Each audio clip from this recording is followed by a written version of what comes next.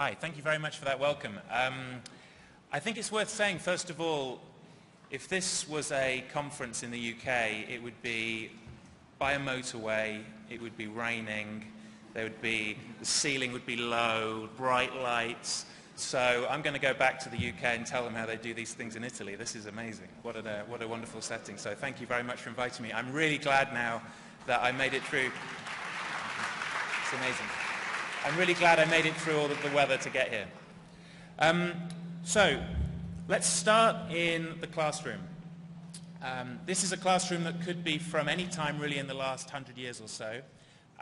It's actually from 1982, and that's me there at the back. That's my primary school, so I was 4 years old there.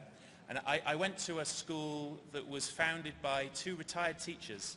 They'd been teaching their whole lives. It was a couple. They'd never had any children of their own, and they decided to turn their house into a school. And because I lived in the middle of nowhere, tiny little village, that's where I went. And I went there for 14 years, so I was there from 4 years old right through to 18 years old. Oh, sorry. Sorry. In a school that teaches speaking skills, I really should know. I really should know how to do this better. So,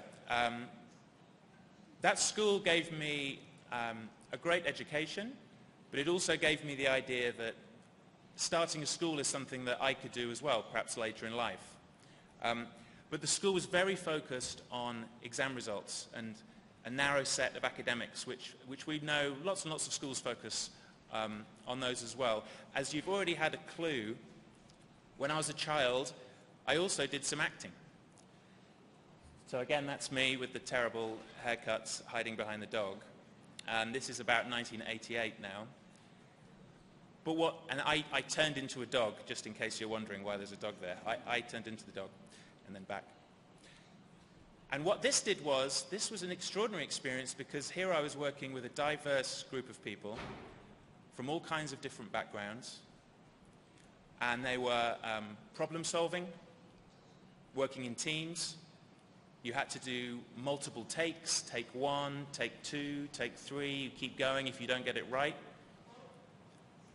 And what was amazing was, you know, if you have a problem like it's raining, you see how these people all work together to solve a problem. Or if the dog is being particularly difficult. And the dog had a little bit of an ego, as you can see from the size of the photograph versus the size of my photograph. But this was an extraordinary learning experience for me. So it left me thinking, maybe in school you could learn some of these things as well. You don't have to do other things to learn this. Why can't all of my other colleagues in school be learning these things as well? So it set in my mind, maybe I could start a school one day. Maybe we can also try and have these other things and these other experiences in the school. But as we know, the more I learned about the education system as I've got older, is that all of the incentives are around this narrow set of skills. And I think the PISA testing has some benefits actually, but also it is focused on a very narrow set of skills. They're trying to expand it through collaborative problem solving and student agency. But in the first instance, I think this has had a negative effect. It's focused people very narrowly on, and it's happened in the UK, on reading and writing and numeracy, which are important, but often at the expense of other things. And we're at school for 2,500 days as children. I was at school for 2,500 days, at that school for 14 years.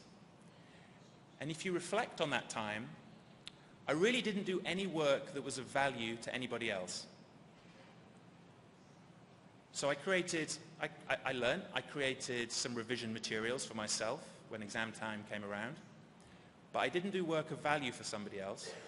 And then I went to university, and I didn't do any work that was of value to anybody there.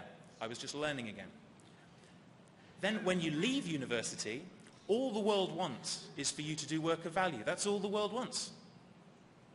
And so we have generation after generation of people coming out of the education system who are puzzled that you want something of value from them. So as we started to think about opening the school, we were thinking, how do we have children both learn and understand how to create work of value for other people, for their community and beyond? as we were starting to think, this is sort of 2008, 2009, we were starting to think about what was going to be in this school we were creating, this debate about knowledge versus skills, and we heard hints of it in the talk on neuroscience. Should we still be teaching knowledge given that we can Google everything? Should we be teaching students skills? And this to us is also a false dichotomy. This is a false choice. And this characterization of the people that are focused on knowledge as being military and disciplined and serious, and the characterization of people that are focused on kind of the emotions as being hippies who don't, you know, anything goes and we just let the students do what they want and they're going to learn, it'll be fine. These two distinctions are really unhelpful. And so we think we need to take the best from both of these two sides because both of them have got interesting things to say. And so we thought, how are we going to do this? Who's already out there doing this that we can start to learn from? Who's our inspiration? Now, I know that last year you had a lady come and talk to you from High Tech High, and I went to visit High Tech High in 2010 in San Diego. It's a school, if you don't know, in America that just focuses on project-based learning, and it really was an extraordinary place to go. If you can visit it, I really recommend it. So I spent a day there, and they just do projects to very high standard that are of value to the community often when they're done at their best. And I left that school thinking, this is the future of education, this is what our school should be, we should focus on projects. And I phoned up Peter, who was going to be our head teacher, and said, this is what we should do. The next day, I went to visit a school in a different part of America, near Boston, called Phillips Exeter. And you may have heard of this school as well. This is where Mark Zuckerberg went to school. And they've got a lot of alumni who are very impressive. It's a private school, it's expensive. It's a bit like Eton College in London. It's very prestigious, it's expensive. But in 1930, they had a gift from a man called Edward Harkness who said, invent a new way of teaching. Here's lots of money, invent a new way of teaching. And they came up with this, which is called the Harkness method, and it involves 13 students and a teacher sitting around a table. And the idea is that the teacher is just a participant. He's one of the 13 or 14 people around the table, and you have to look hard to figure out which one the teacher is. The idea is that the teacher talks for the same amount as each one of the students. The students come prepared, and what the teacher is doing is 50% analyzing what the students know, and is 50% analyzing how they are as a student. And by that I mean, how are they asking questions? How much are they talking? How much are they building on somebody else's point or bringing in a new point? How much are they referring to the text? How much are they allowing somebody else to speak? And they're doing this every class. They have a piece of paper with a circle on it, and they're following the conversation with their pen and making little notes. And so at the end they have this page where you can say, look, you just spoke to your friend. You just spoke after your friend every time. You've got to have more confidence in bringing in your own points of view, and so on and so on. So I thought, wait a minute, this is really good as well. Maybe we should do this. And what we ended up deciding was that we needed a blend of different teaching approaches, a hybrid methodology. And this actually, subsequently, we realized is supported by the cognitive science, so Dan William and others, that you need a mixture of different approaches to get the best results. Also, empirically now, PISA study has come out and said, look, the systems that are doing best have got a mixture of direct instruction and then more interactive learning styles. And so this is the route that we've gone down. I'm going to mainly talk today about the project-based learning that we do, but it's important for you to understand that that's only about 20%, 25% of the teaching methodology in the school. It's not the majority. It's about 25%. That's important to realize. So you already know a little about the school because you've had our wonderful presenters explain, but we're in East London, where there's now about 1,000 students, and we're from 4 to 18. The video you saw was very focused on the smaller children. The students are from 4 years old right through to 18 years old. So we've talked a little bit about the methodology, the teaching pedagogy that we're going to use. We also had a conversation about what are we going to teach, what are the outcomes that we want. And so you get in conversations about things like 21st century skills, But from our perspective, there's actually a set of skills, or we call them superpowers, that have been useful for thousands of years and that will still be useful in another 10,000 years. But these are skills that schools are still very bad at teaching and are not assessed on. So what are those skills? We came up with a short list of 5. The ability to speak in different contexts powerfully to different people is incredibly important. There's a word for it in the UK called oracy, a little bit like literacy, but for speaking. Oracy is incredibly important. So that's a superpower that we want our students to have when they leave school, even if they're not going to get tested on it by the exams. Craftsmanship, or just so we don't lose something in translation, drafting, doing multiple drafts of a piece of work until you create a beautiful piece of work. That's what we mean by craftsmanship. That has been useful since the beginning of time. We believe that's always going to be useful. Grit, the ability to persevere, and James Heckman and others have proven that this is almost as important or as important as IQ. Spark. What we mean by spark is the ability to make connections between things and have new ideas. And we live in a time when education is organized by subjects like this, in silos. But the world is organized by problems that cut across these subjects. And so students leave school not very good at making connections sometimes. So we're trying to get students to make connections. Projects are really good for that. And finally, expertise, knowledge. Knowledge is still totally vital. We can't just Google everything. And the science on this shows that if you don't know much about something, you're really bad at Googling it. You need to know something in order to learn something else. So we mustn't just leave knowledge at the door. That's absolutely vital. We need that too. These 5 things are our superpowers. And so we build the whole curriculum around it.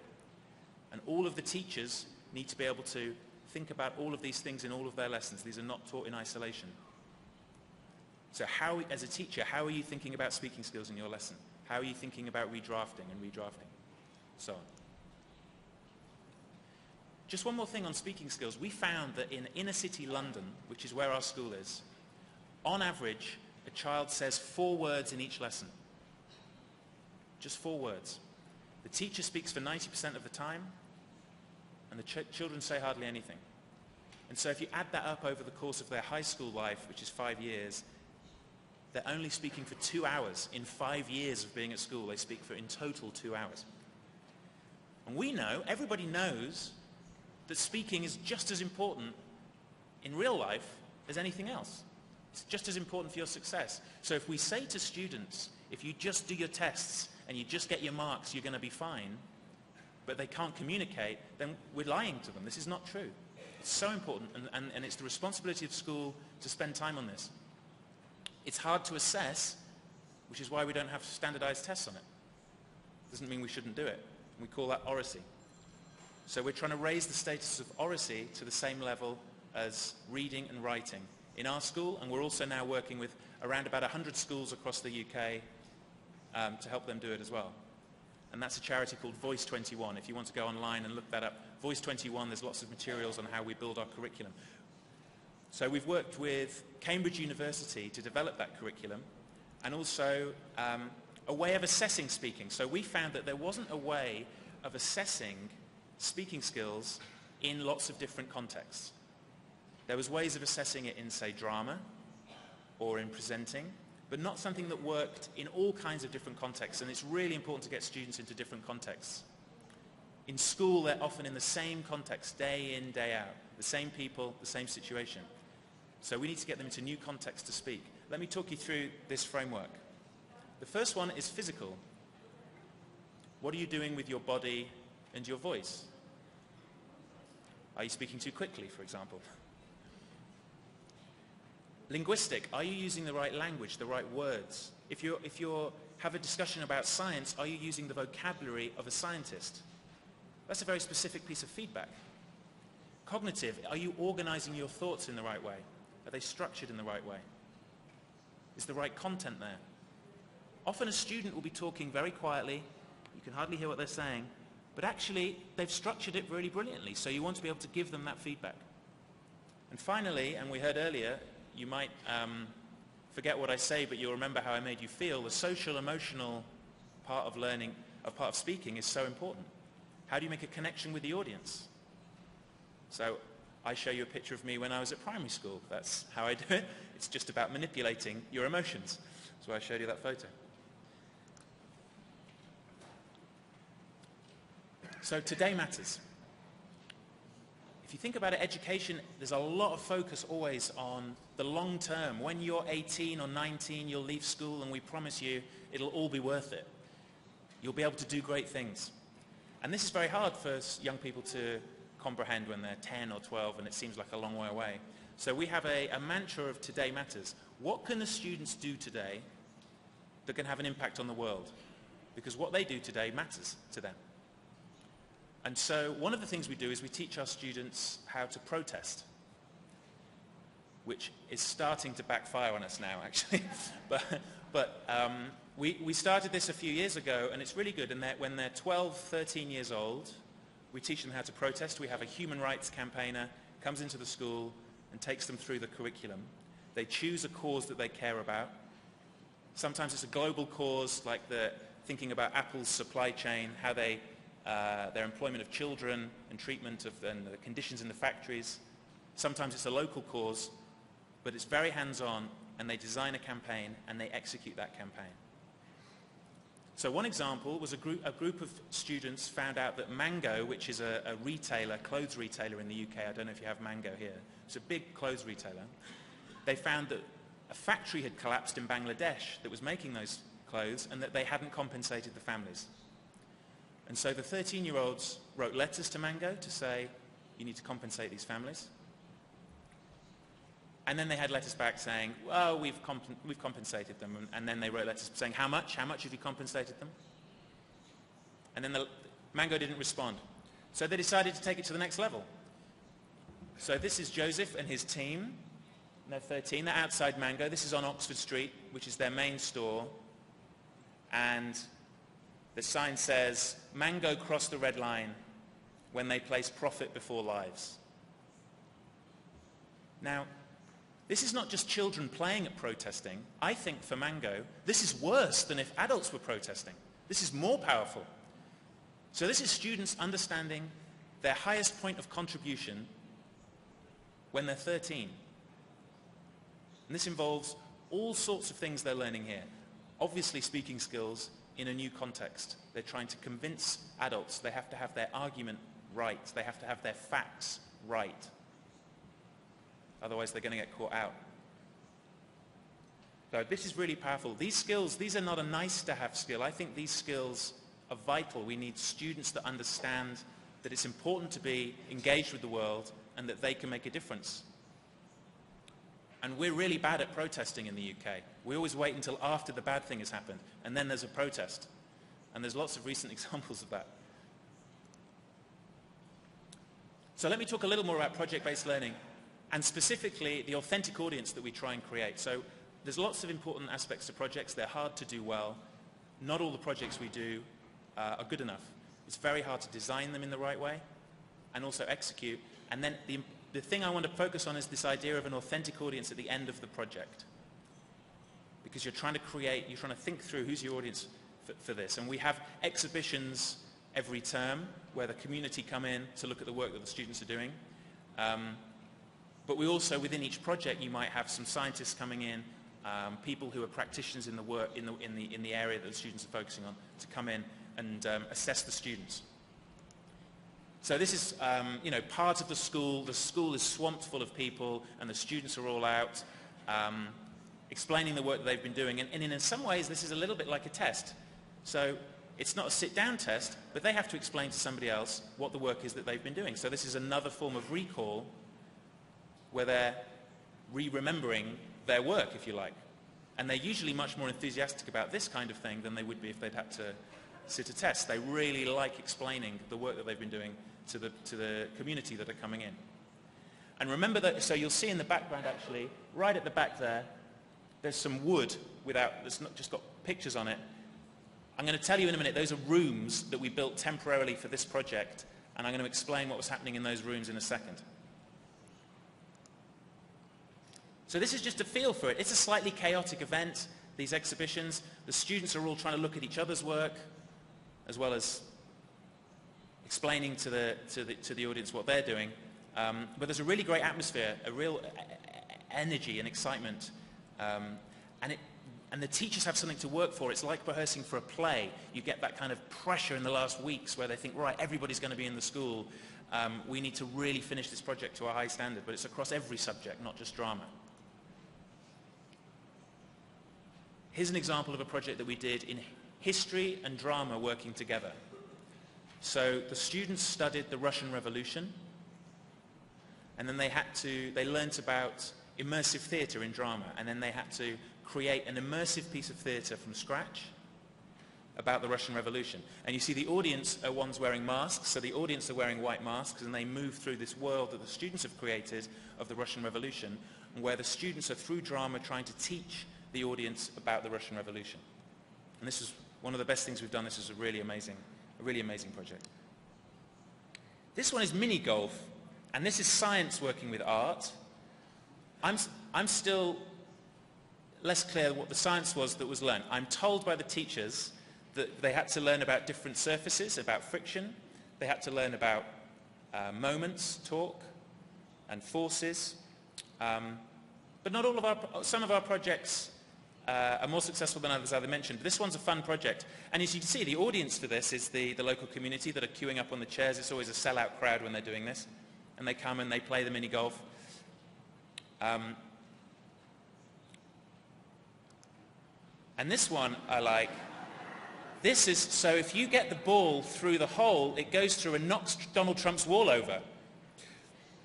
So that's a good one. Right, so you know I mentioned those rooms were at the back. This project, I'm going to show you a video now of what was happening in those rooms. This project was history, drama, and art.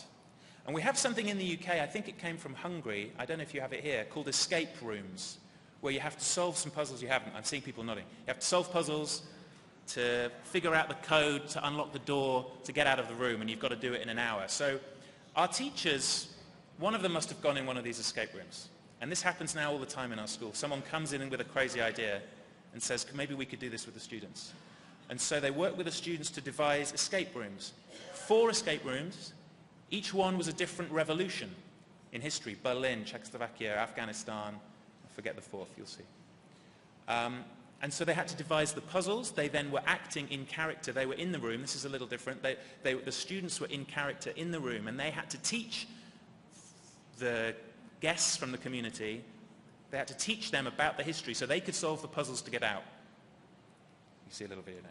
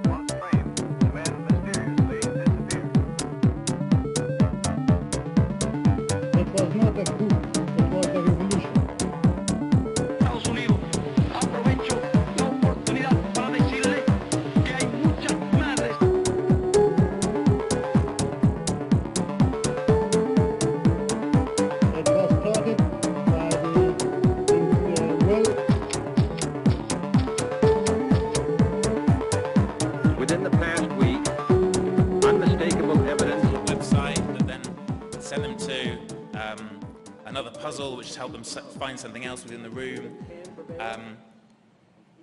And that's understanding that what they're learning can then lead them to create something that has an impact on and brings pleasure and entertainment and education to other people, which is really important, and they can start doing it straight away. And I think this leads to this idea that we try and have in the school about the power of wonder, about the ability to bring more wonder into what happens in the classroom, because it is extraordinary, and often as adults we think, wow, it would be great to go back to school, this stuff's so wonderful, and somehow we manage to lose it in the classroom. And as I said, we still have lots of classes that look pretty normal and traditional. Not everything is crazy, otherwise I don't think students would learn enough. but we do try and bring some wonder in at all different age groups. This is Jan, and he's an expert. It's a bad photograph, but he works for NASA, and he's an expert on Mars. And he's 7, and this group of 7-year-olds built the solar system, and this is about this was a truly remarkable, exciting place to be. And all the teachers have done is take black polythene, put it around the classroom to enclose it, turn the lights down, and put the solar system up. And then the experts are underneath each of the planets and explaining to the local community about their planet, that they're an expert, that they know everything about. And this is also for the parents. It's important in our part of the world, where in part of London, the parents are sometimes not wholly engaged in their child's education. They can come and they can see their child literally in the spotlight. And it's really brings this magic and wonder back, and it's quite easy to do. This is our 4-year-olds. This is just the lights are out, torch, talking about Egyptian times. These really, really simple techniques. Craftsmanship or redrafting. Let me just give you one example of this. So this is Brian, who's dressed as a Tudor king, and he's done a self-portrait. I'm just explaining that in case you couldn't tell from the painting. So I think he was 4 years old when he did this. He was 4 or 5.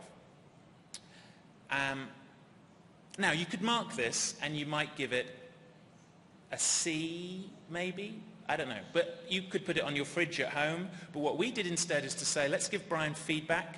Let's ask him to reflect on this. Let's ask his peers to give him feedback. And it has to be helpful, specific, and kind. And we've stolen that from High Tech High. It has to be helpful, specific, and kind. Those are good rules for feedback, for everybody, actually.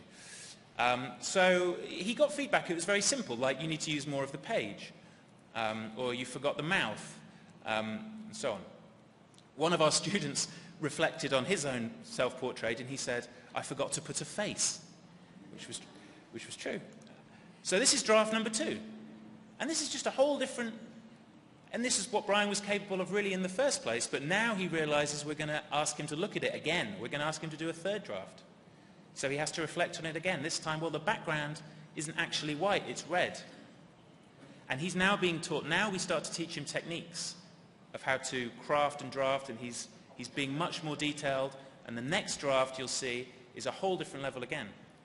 And so this is what he's capable of. So what was the point of marking his first piece of work when really after lots of practice, and of course he's learned techniques, he's had lots of help for the teacher here, but he starts to understand that's what it takes. That's what it takes for me to get an A or to create a beautiful piece of work. Draft number 1, 2, 3. Draft number 1, 2, 3. So this isn't necessarily creativity, by the way. This is about crafting and redrafting. It's a very specific skill. So oracy, craftsmanship, grit, and expertise. And let's just say again, we try and layer these in. All of the teachers are layering these in all of the time. These are not taught discreetly. We don't go and teach craftsmanship or spark. This is about how the whole curriculum has been designed to try and layer these things in. Now, to massive relief, this has worked in terms of the national exams. So last year we came in the top 6% for progress and in the top 8% just for marks across the board, which is extraordinary given that we're in one of the poorest parts of the country. So we were really relieved that the students got fantastic marks, much, much better than their neighbouring schools. It was a particular relief for me and Peter and Ollie because we thought if they did much worse, then maybe we shouldn't have bothered at all. But it just goes to show that this kind of learning can reinforce and develop and push people's cognitive abilities, their knowledge, and their ability to reproduce it in exams. It's not that we don't do the hard work. The students have to do the hard work. You have to do the deliberate practice, as it's called. You have to do the training in the rain on the tough days. But too many schools, in my view, too many schools forget that you have to have some Olympic Games every now and again. You have to have some moments to celebrate. You can't just have the Olympic Games or you're not going to win the race. And you can't just have the training or you're just going to get bored and depressed. So we're trying in the school with these exhibitions to create this kind of events, these opportunities for the students to demonstrate their learning so that we can celebrate what they've learned and we can celebrate what they're capable of today. Thank you very much.